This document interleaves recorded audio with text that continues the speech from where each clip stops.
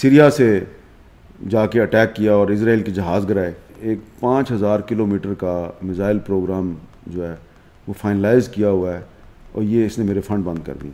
मैंने कहा 5000 किलोमीटर? उन्होंने कहा इजराइल 2-3 मरतबा हमारी न्यूक्लियर इंस्टॉलेशन को इंडिया के रास्ते से डिस्ट्रॉय करने का मंसूबा बना चुका है। हर दफ़ा हमें पहले से पता चल जाता है, कभी हमें कोई मुल्क बता देता है, कभी हमें कोई मुल्क बताया, तो उसको हमारे पास डेटरेंस तो होना चाहिए ना। उसको पता हो कि अगर वो इंडिया के रास्ते से आके हमारे किसी न्यूक्लियर इंस्टॉलेशन को अटैक करेगा तो हम बराह रास्त तिल अबीब में या हैफा में उसकी जो न्यूक्लियर इंस्टॉलेशन है उनको डिस्ट्रॉय कर सकते हैं। तो मुशर्रफ साहब नाराज़ हो गए, उन्होंने मेरे फंड बंद कर दिए। ये लड़ाई थी सारी। हमारे पास डेटरेंस तो होना चाहिए ना। उसको पता हो कि अगर वो इंडिया के रास्ते से आके हमारे किसी न्यूक्लियर इंस्टॉलेशन को अटैक करेगा तो हम बराह रास्त तिल अबीब में या हैफा में उसकी जो न्यूक्लियर इंस्टॉलेशन है उनको डिस्ट्रॉय कर सकते हैं। तो मुशर्रफ साहब नाराज़ हो गए, उन्होंने मेरे फंड बंद कर दिए। ये लड़ाई थी सारी। तो इसलिए इजराइल जो है वो पाकिस्तान का अज़ली दुश्मन है और इजराइल के बारे में आपको किसी गलतफहमी में नहीं रहना चाहिए। कायद-ए-आज़म मोहम्मद अली जिन्ना जो हैं उन्होंने 1948 में जब इजराइल की गवर्नमेंट ने उनको ख़त लिखा कि जी आप हमें रिकगनाइज़ करें, तो उन्होंने उनको जवाब तक देना गवारा नहीं किया। उन्होंने सर ये बताइए कि आपने इजराइल को भी बड़ा स्टडी किया है और आपने ये जो फ़लस्तीन इजराइल कॉन्फ्लिक्ट है उसको कवर किया है। इस जंग में भारत को इजराइल सपोर्ट कर रहा था, ना सिर्फ उन्होंने इक्विपमेंट वाइज बल्कि उन्होंने स्ट्रेटजी में भी ऐसी इतलात हैं कि सपोर्ट किया भारत को। तो इस वक्त पाकिस्तान की फतह के बाद इजराइल कितना खौफजदा होगा? पहली बात तो यह है कि मैं आपको इन्फॉर्मेशन दे रहा हूँ कि ये जो जंग थी मई 2025 में, इसमें इजराइल के डिफेंस एक्सपर्ट्स कम से कम 6 एयर बेसिस में मौजूद थे। अच्छा। 2 एयर बेसिस जो हैं वो जम्मू कश्मीर में हैं, एक श्रीनगर की और एक वो जम्मू कश्मीर तो नहीं बनती लेकिन उसके करीब ही है, आदमपुर। और भोज में भी वो मौजूद थे और इसके अलावा 3 और जगह पे भी मौजूद थे। और वो इसलिए मौजूद थे कि उन्होंने अपने ड्रोन तैयार में वो ऑपरेट करने थे। ठीक है, तो ये जो ड्रोन पाकिस्तान में भेजे गए, इंडिया के पास इनको ऑपरेट करने की एक्सपर्टीज भी नहीं है। ले तो लिए, ऑपरेट करने वाले नहीं थे। तो इंडिया जो है उसको इस जंग में सिर्फ इजराइल की डिप्लोमेटिक सपोर्ट हासिल नहीं थी, इजरायली डिफेंस एक्सपर्ट और इजराइल के वेपन मौजूद थे इंडिया में फिजिकली। और मेरी इतला के मुताबिक एक अटैक में, एक जो उनके एयरबेस पे अटैक हुआ है आदमपुर में, उस अटैक में कुछ इजरायली जो हैं वो जख्मी भी हुए हैं। बहुत बड़ी खबर दे रहे हैं आप। और ये खबर जो है उसको छुपाया गया है और एक इंडियन जर्नलिस्ट जो है वो उस बेचारे ने खबर कंफर्म करने के लिए कहीं इधर उधर फ़ोन किया तो उसको गायब कर दिया उन्होंने। वो अभी तक वापस नहीं आया और उसकी भी जो फैमिली है क्योंकि वो मिसिंग पर्सन है, तो उसकी भी फैमिली ने पाकिस्तान में मेरे से रब्ता किया। मैंने अभी तक उसका नाम वाम नहीं कहीं दिया, मैंने कहा इसलिए कि उसके लिए बहुत परेशानी होगी। तो एक तो ये बात है। दूसरी बात यह है कि ये जो इजराइल के जो ड्रोन है ना, इनको मैंने तो बहुत करीब से देखा है। पिछले साल जब मैं बैरूत में था तो वहाँ पर 2-3 दिन के बाद मेरे कैमरामैन ने, इमरान अलेक्जेंडर ने मुझे वार्न किया, उसने बल्कि मुझे कॉशन किया। उसने कहा एक चीज़ नोट करें आप। मैंने कहा क्या? उसने कहा जब मैं आपके साथ कैमरा लेके निकलता हूँ और हम कहीं जाते हैं तराबलस या सैदून, तो इजराइल का जो ड्रोन है ये बहुत नीचे आ जाता है और नीचे आके ना तो ये ऐसे इतनी नीचे आ जाता है, ये हमें फॉलो करता है बकायदा। और इसके फॉलो करने से जो आसपास लोग हैं उनमें पैनिक फैल जाता है। लोग हमसे बात नहीं करते बल्कि हम उल्टा प्रेशर में आ जाते हैं। लोग कहते हैं यार आप जाएं यहाँ से, आप जाएं, आपकी वजह से ड्रोन आ गया।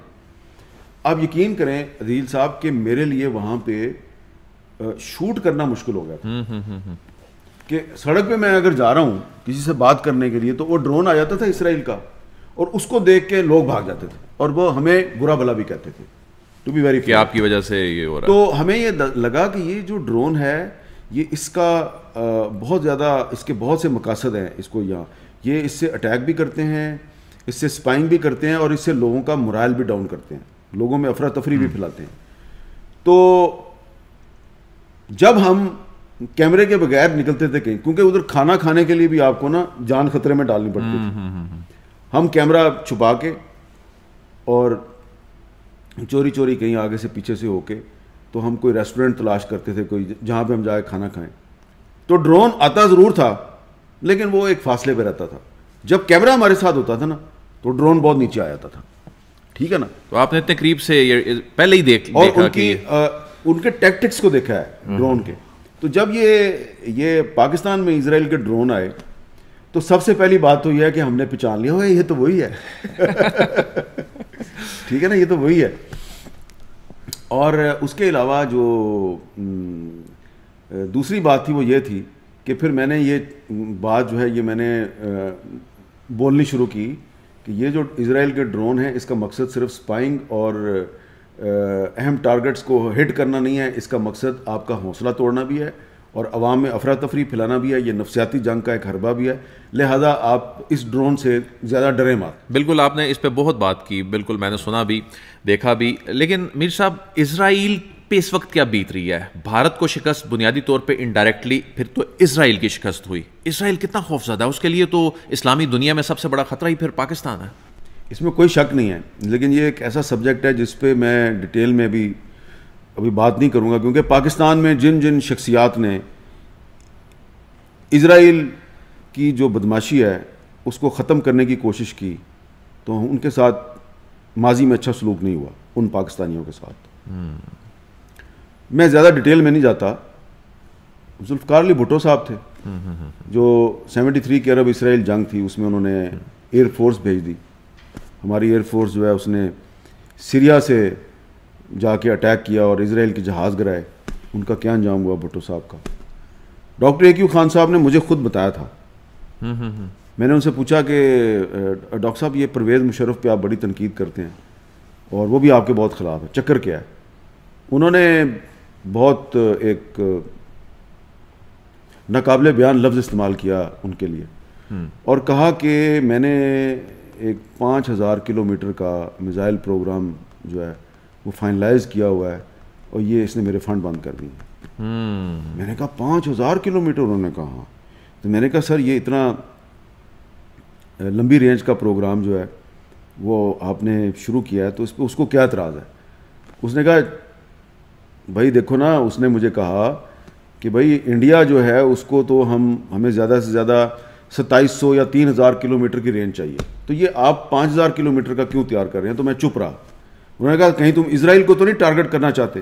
तो मैंने कहा प्रेसिडेंट साहब, इसराइल ने 1998 में भी पाकिस्तान की न्यूक्लियर इंस्टॉलेशन पर हमला करने का मंसूबा बनाया, हमने उनका मंसूबा नाकाम बनाया।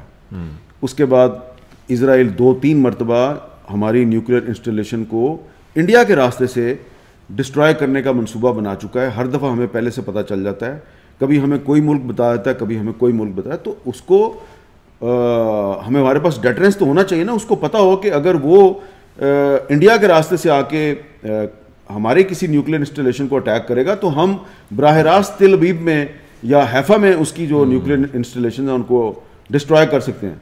तो मुशर्रफ साहब नाराज़ हो गए, उन्होंने मेरे फंड बंद कर दिए। ये लड़ाई थी सारी। तो इसलिए इजराइल जो है वो पाकिस्तान का अज़ली दुश्मन है और इजराइल के बारे में आपको किसी गलत फहमी में नहीं रहना चाहिए। कायद-ए-आज़म मोहम्मद अली जिन्ना जो हैं उन्होंने 1948 में जब इजराइल की गवर्नमेंट ने उनको ख़त लिखा कि जी आप हमें रिकगनाइज़ करें, तो उन्होंने उनको जवाब तक देना गवारा नहीं किया। उन्होंने अमेरिकन प्रेसिडेंट ट्रूमैन को ख़त लिखा कि ये एक नाजायज़ रियासत है और हम इसके ख़िलाफ़ हैं। तो इजराइल को इस बात का पता है और मैं ये समझता हूँ कि इजराइल का हर दुश्मन जो है वो पाकिस्तान का दोस्त है और इस वक्त पाकिस्तान का सबसे बड़ा दुश्मन जो है वो इंडिया है और इजराइल जो है वो उसने इंडिया के साथ दोस्ती लगाई। आप ज़रा सोचें ना कि इतनी दूर है इंडिया और इजराइल में इतना फासला है, कोई कोलैबोरेशन कैसे बनती है? स्ट्रेटेजिक कोलैबोरेशन की कोई वजह आप बता सकते हैं मुझे? कोई वजह होगी? सिर्फ एक है पाकिस्तान। सिर्फ एक है पाकिस्तान। तो इजराइल ने जो इंडिया के साथ दोस्ती लगाई हुई है वो सिर्फ पाकिस्तान की दुश्मनी में लगाई हुई है। तो इसलिए हमें इजराइल पर कभी भी एतमाद नहीं करना चाहिए। इजराइल कल भी आपका दुश्मन था, इजराइल आज भी आपका दुश्मन है। धचका तो लगा ना सर उसको।